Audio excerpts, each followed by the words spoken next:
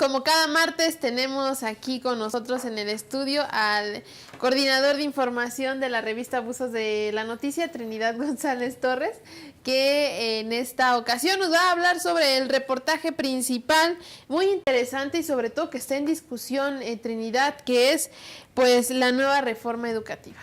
Gracias, buenos días a quienes nos miran por el canal 6. Es correcto, esta semana nosotros presentamos en la revista Abusos el reportaje Frenan la nueva reforma educativa, y bien también lo adelantas, esta semana es posiblemente que se apruebe en la Cámara de Diputados algunos artículos transitorios que fue rechazada en la semana pasada, el 30 de abril, en la Cámara de Senadores de último minuto, pues se echó para atrás la reforma educativa del presidente. Pero antes de entrar al tema, ¿por qué se debe de tocar esta situación? Nada más porque está ahí en discusión, que finalmente está pues anclando que esta reforma no pase. ¿Y cuál es el verdadero fondo? Se ha dicho mucho de la educación, de que esta ya no es una reforma laboral, pero sí hay por ahí un trasfondo, ¿no?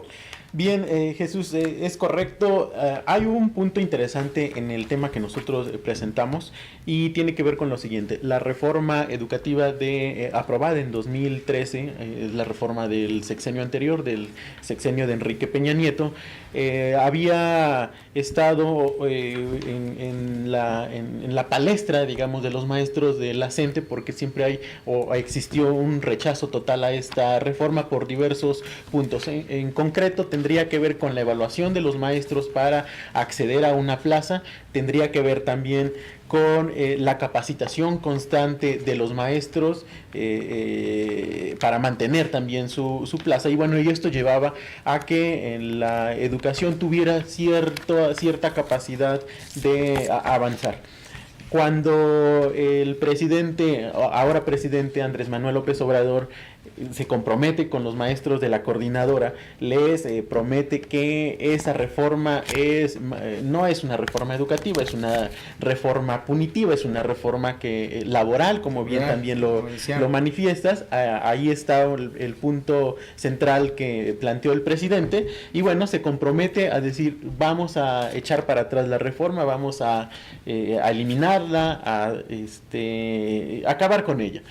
La mal llamada reforma educativa, así le dice. Y bueno, él plantea su reforma a la Cámara de Diputados, que es mayoría también de Morena, y la aprueban con algunos puntos que tendrían que revisar en la Cámara de Senadores. Y bueno, decíamos, en el último periodo ordinario de sesiones fue rechazada casi en el último minuto también en la Cámara de Senadores, y lo regresan a la Cámara de Diputados en un artículo transitorio que tendría que ver con esto precisamente, de ver a los maestros como que pudieran, si lo planteamos así, no ser evaluados. Eso es lo que quiere la coordinadora de los maestros, la CENTE. Y la otra parte también que tendría, o que tiene la reforma pasada, es que las plazas no estaban en manos de los maestros. Hoy estas plazas se han reiterado diversas fracciones parlamentarias, nuevamente estarían en manos de la CENTE y del CENTE. Es decir, las plazas ellos los manejarían. Ese es uno de los puntos interesantes que contiene esta nueva reforma, y que posiblemente mañana martes pues se apruebe en la Cámara de Diputados, y con esto pues se aprobaría la reforma del presidente López Obrador. En este sentido, también le dedican aquí en este reportaje de que tú mismo lo escribiste, en la parte de los amparos. ¿Qué tanto se puede proceder con estos amparos que en algunas ocasiones se han recurrido, a los que se han recurrido, y en este pues no pudo ser la excepción? Bien, en la parte de los amparos, el presidente López Obrador lanza un memorándum el 16 de abril a 3 secretarías: a la Secretaría de Hacienda, a la Secretaría de Educación Pública, y a la, no recuerdo la otra secretaria. Bueno, le lanza un amparo en el cual, un memorándum, perdón, en el cual les dice a sus secretarios, bueno, dado que no se ha aprobado mi reforma educativa que yo quiero, ustedes tienen que aplicar estos puntos en concreto. ¿Y cuáles son los puntos en concreto? Es dejar de que no siga funcionando la reforma de Peña Nieto y poner, digámoslo así, en práctica o en marcha pues ya su reforma educativa que él quiere, pero no lo puede hacer constitucionalmente porque es una reforma que está en la Constitución y bueno, para ponerla en práctica la reforma del presidente pues tendría que derogarla. Ahora, este amparo o de la cual tú mencionas es que varios partidos políticos, fracciones parlamentarias, el PRD, el PAN, lanzan o interponen un amparo contra el memorándum del presidente.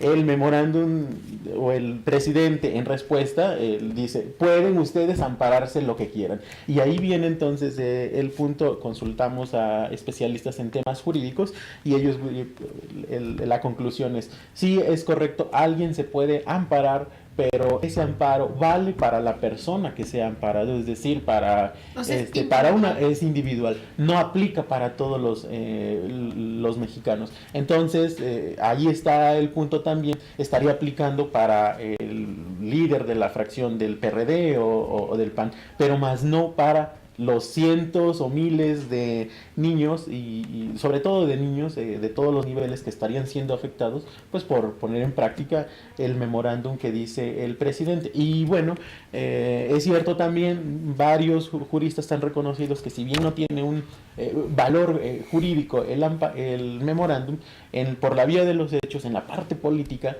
ahí está el otro punto interesante. En la parte política pues el presidente estaría por encima de la Constitución, que bueno, pues en nada ayuda a la educación de México. Con esto el presidente se estaría confirmando que no tiene bien la noción, uno, de la división de poderes y otro de lo que está establecido en la Constitución. No tiene o desconoce la división de poderes. Hay tres poderes, el ejecutivo, el judicial y el legislativo, y bueno, pues él pretende con en los hechos o por la vía del hecho, pues estar por encima de del poder en la Cámara de Diputados, del poder judicial, y bueno, como bien también lo propones o lo planteas, es estar por encima a través de ese memorándum. Por último, dice, se va a aprobar la reforma este martes, pero va a volver a llegar al Senado, donde finalmente se retuvo por un senador, Salomón Jara, que es oaxaqueño y se coordina con la CENTE. Puede que se regrese otra vez esta reforma y esto pues de verdad la anularía. ¿Quedaría en pedazos la reforma educativa? Mañana, miércoles, está programada la sesión extraordinaria. Mañana, entre otros temas, la reforma educativa me parece que está dentro de los primeros puntos. Se aprobaría ahí y regresa nuevamente al Senado. Dado que hemos tenido seguimiento a los temas del legislativo, es posible que pase con algunas pequeñas modificaciones, que es lo que quieren los senadores, y nuevamente regrese al Senado también en una sesión extraordinaria, y bueno, lo terminen aprobando en las próximas semanas, tal como lo quiere el presidente López Obrador. Y bueno, con eso concluiría la reforma, la discusión y la reforma también del presidente, aunque en esencia varios puntos es estar a favor pues de la CENTE. Bueno, Trinidad, pues te agradecemos. ¿Nos puedes adelantar un poco el tema de el siguiente número? Claro que sí, estamos preparando un tema acerca de las tarjetas del presidente.